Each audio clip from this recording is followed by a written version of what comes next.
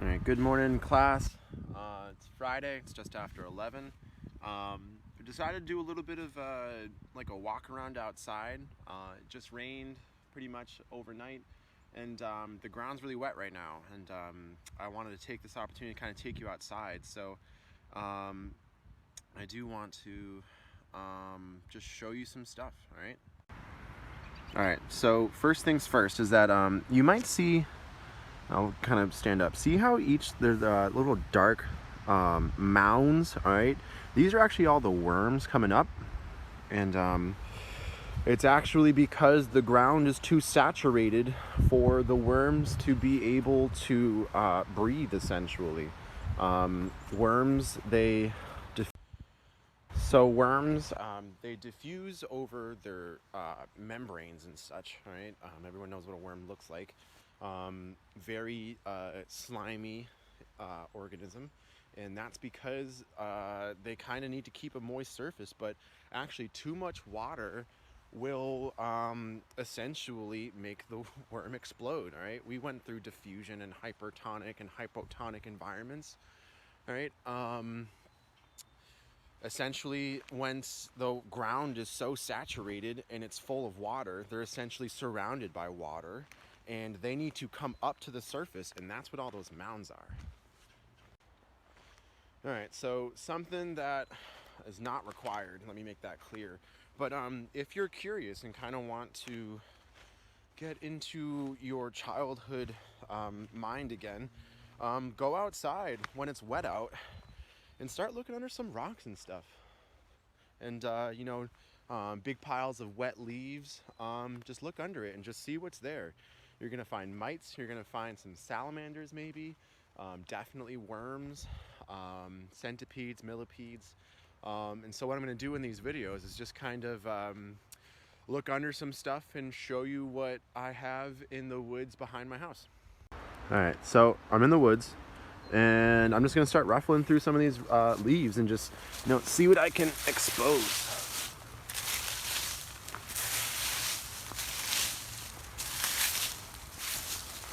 All right, so as I'm digging through this, one thing about worms and anything that kind of lives underground is that they essentially sense the world through vibrations, right?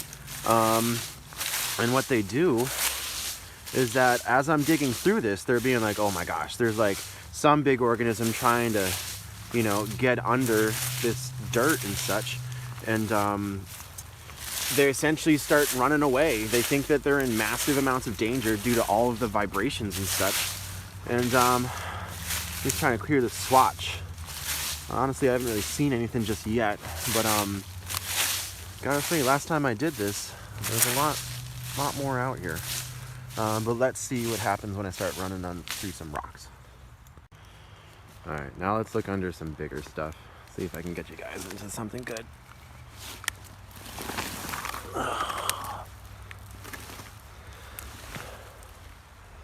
So, as you can see, this is very rotted wood.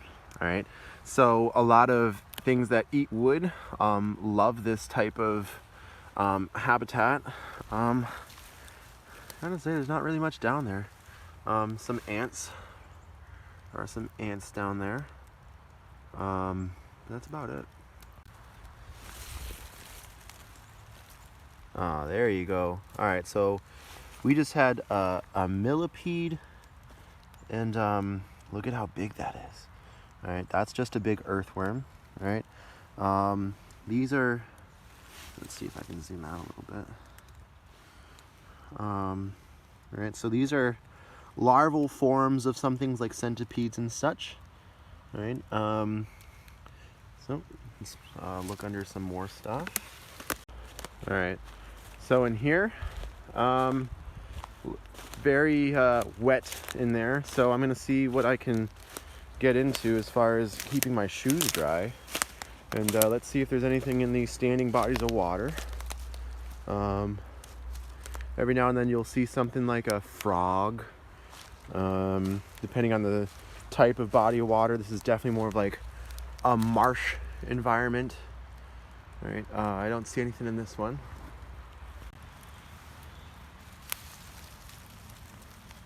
That's a good one. All right, so give you a little bit of a plant lesson on this. All right, so I overturned this piece of wood because I wanted to see if there's any bugs under it. But do you see this small plant life down here?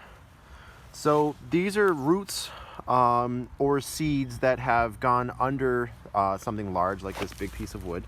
All right, and then they will germinate, which means that they will sprout.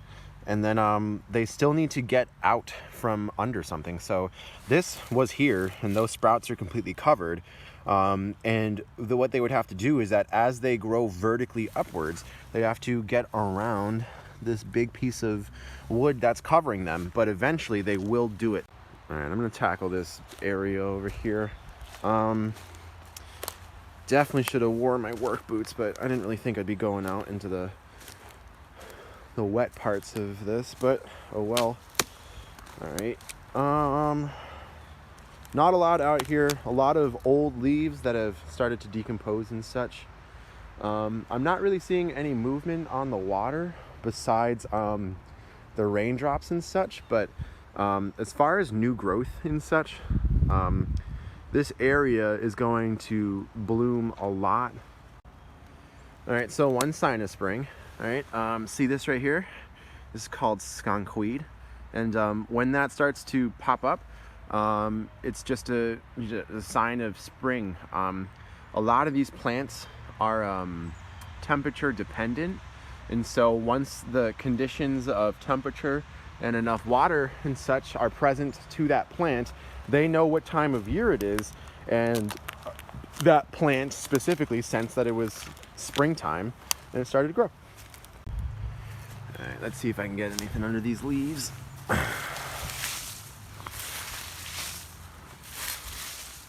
lot of good detritus.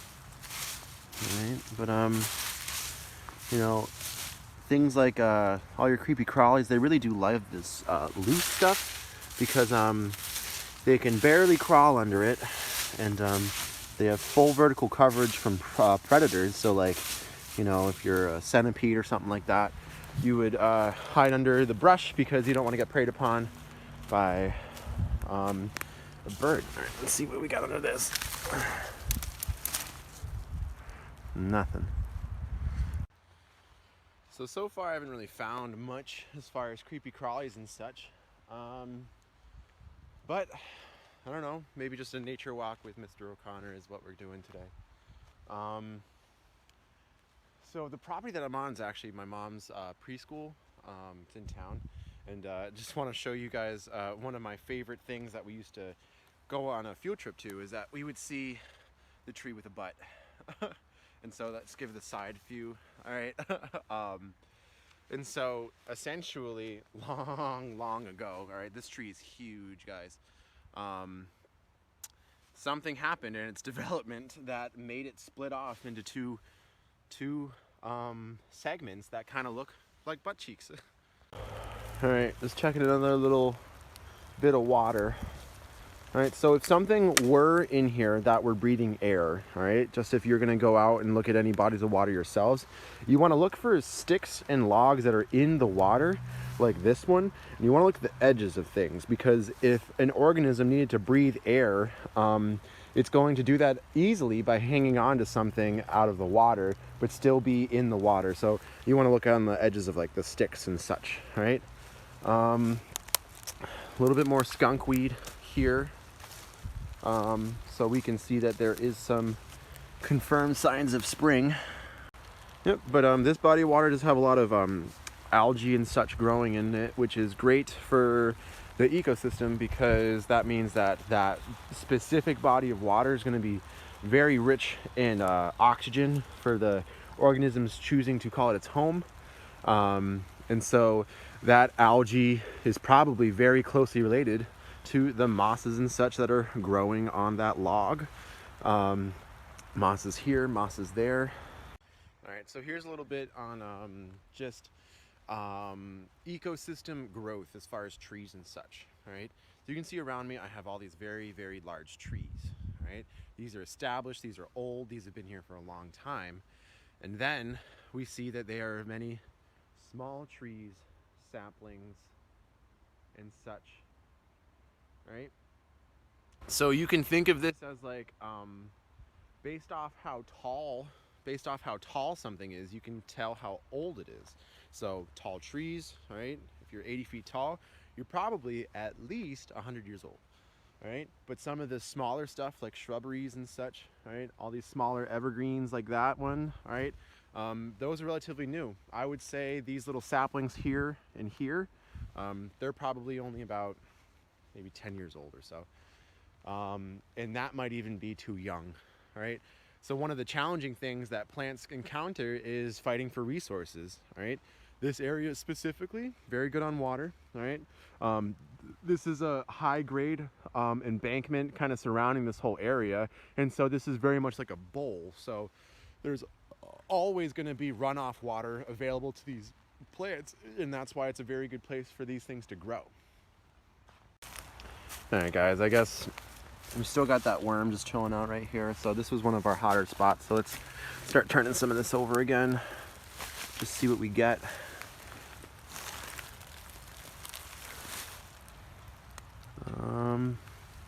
So do you see this ant colony? All right, if you just look at it. All right, so there are bigger and smaller ants there, and so they are a very juvenile colony. But ants make the world go round, guys, in a lot of ways. So I'm actually gonna put this back. A couple small pill bugs, some shell fungus on the bottom side. All right, so I'm gonna put that one back.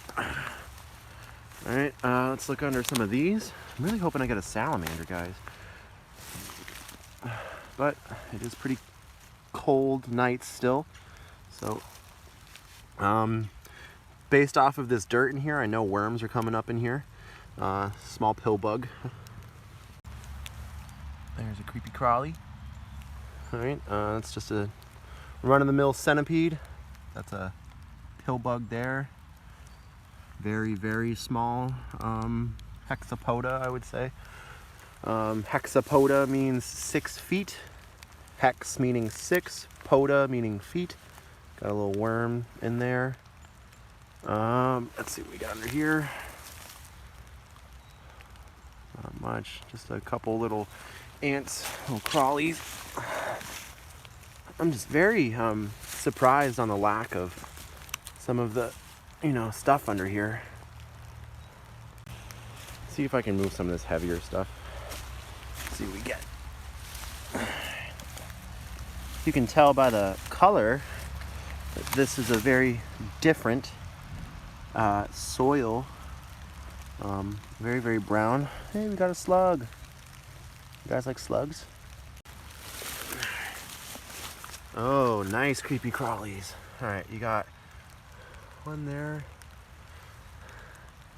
Very big pill bug there.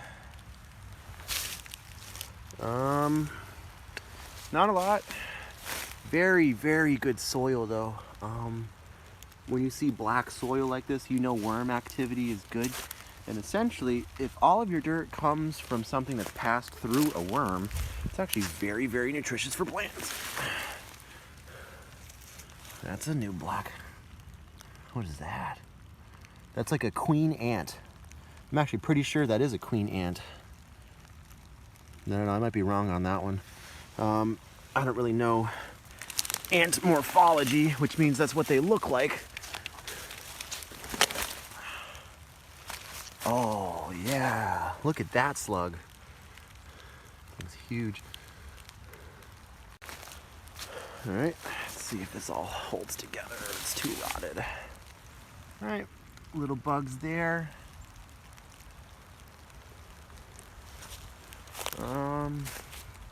Not too much. Let's check the base end. Definitely rotted wood. A couple small little creepy crawlies bugs there. Again, a lot of these organisms are actually eating the wood. All right, let's see if I can kick this out. This is the stump of what I just turned over. Let's see if I can get anything down there. Not a lot. Let's roll this over if I can.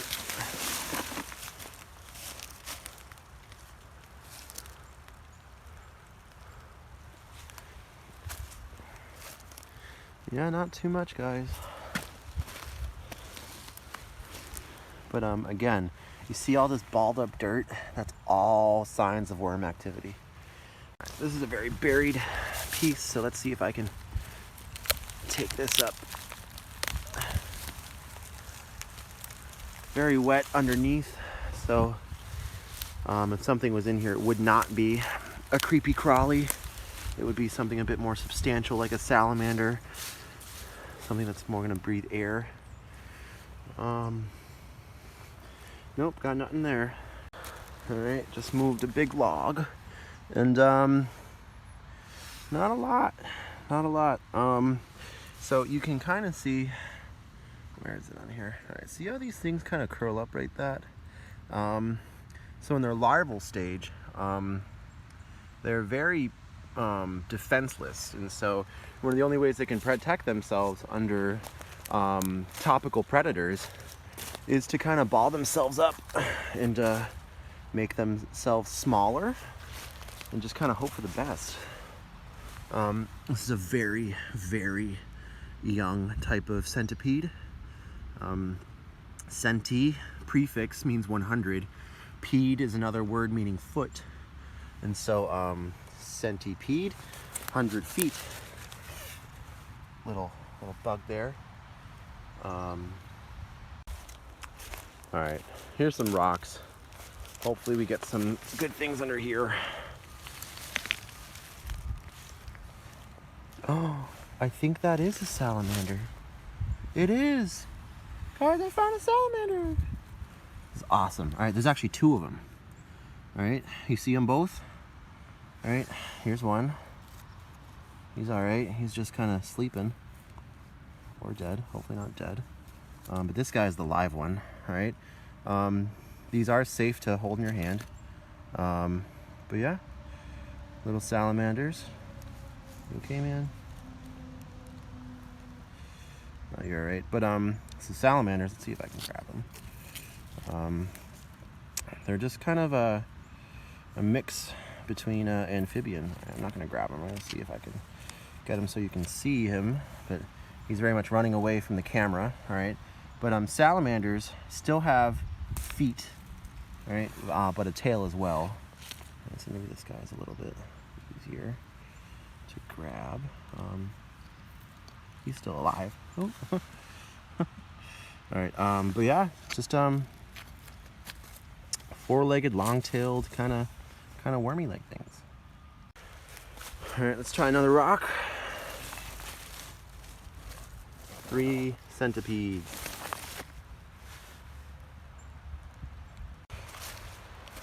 All right, let's try a big rock. Oh, all right. Just a centipede under this one. Nothing too special. I lied. There was a salamander. Yep. These guys just like to live under rocks and such. Pretty cool. I hope it didn't just hurt him moving that rock up like that. No, he's all right. He's good. Yeah, he's all right. All right, bud, you go back. Little guy. Very different type of worm. Centipede. All right, big rock. Let's see what we get.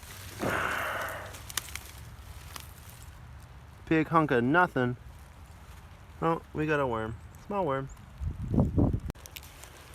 Alright, this is a little bit of a rock under a very wet part. I bet you will get, oh, it's not a rock, something else. Oh, it's like a piece of styrofoam. Kind of sad that there's litter back here, but got a little worm. Alright guys, I think I turned enough rocks and logs and such over for you kind of get to the point. But yeah guys, if you want, just go outside and just kind of just look under rocks. Be curious, be careful. Definitely, you know, wear long pants, long sleeves, wear gloves, like gardening gloves if you got them. Yeah, it's just kind of cool to just, you know, go look what's in your backyard that you don't really realize is there. So as I'm looking at it, I just want to do a little bit more on these smaller trees, right? So we see all this green here, right? So these are all very juvenile conifers or pine trees, right?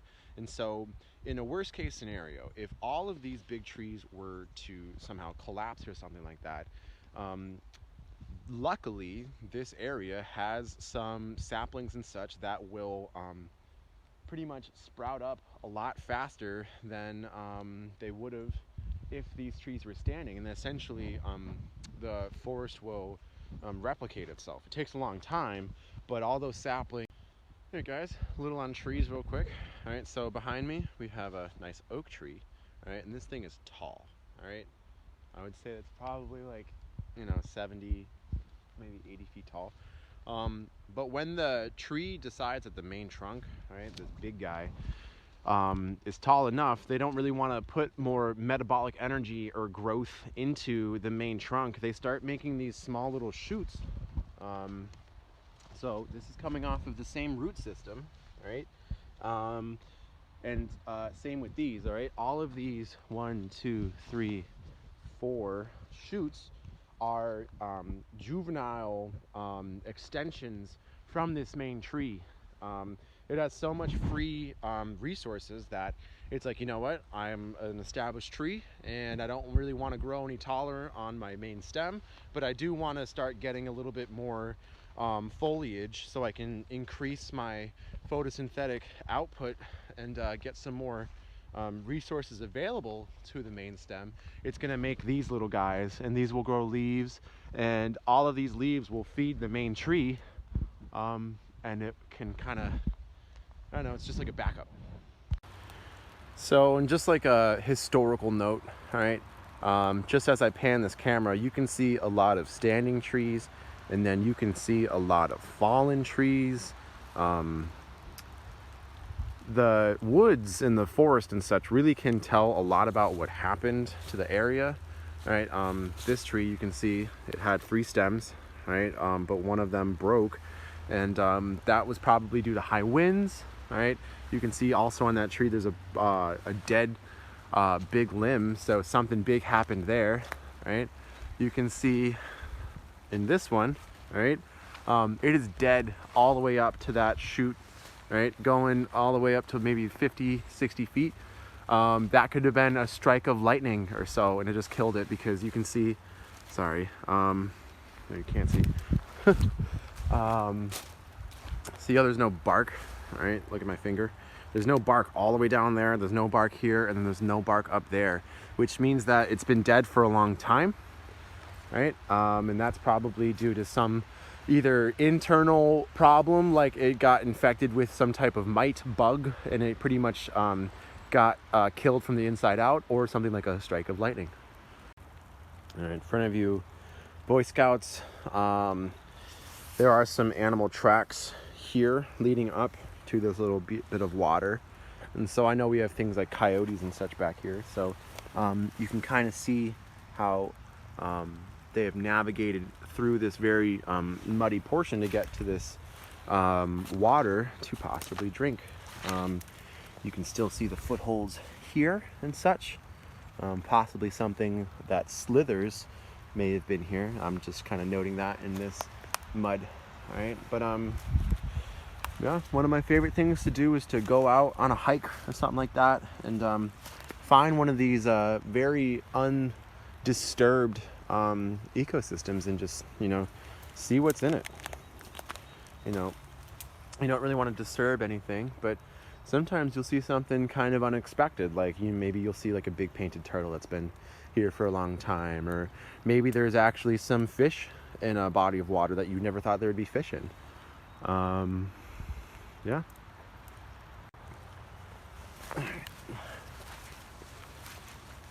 Oh, some more tracks here. Something bigger, definitely. Yep. Nothing really in this water. Sort of wish that it wasn't raining, so it wasn't creating all these ripples on the surface. But yeah, based off of the marks in these mud patches, I can definitely tell that there's some wildlife traversing this area. Yeah. Very nice niche ecosystem over here. No one really comes back here besides me. And so everything that lives back here kind of has a chance to, I don't know, pretty much live undisturbed. All right, so just kind of found, not necessarily an organism, but do you see this hole right there in this water?